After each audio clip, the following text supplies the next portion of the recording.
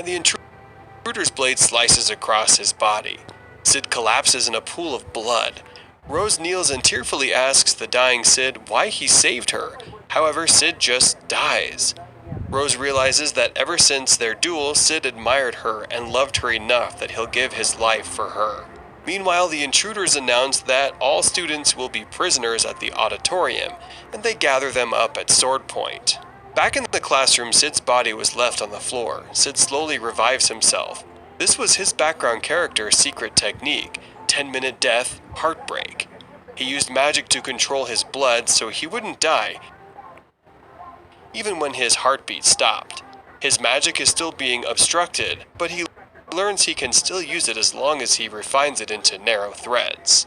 In her office, Sherry is hard at work deciphering her artifact when an intruder suddenly barges through the window. He attacks Sherry, but Sherry's guard, Glenn, deflects the blow. Her other guard, Marco, also distracts the other enemies, allowing Sherry to escape. Meanwhile, Sid is on the rooftop surveying the whole situation. Using a small amount of slime, he kills all the enemies he can see. He then witnesses Sherry running in a building corridor. He tries to hide from the intruders, but she always gets spotted. So Sid has to kill each enemy that sees her. She climbs up a staircase, but she slips and falls, so Sid has to catch her. When they reach her stepfather's office, Sherry tells Sid of an artifact called the Eye of Avarice that the enemies might be using to block their magic. To deactivate it, they can use the artifact Sherry is researching, which is actually the Eye of Avarice's control unit.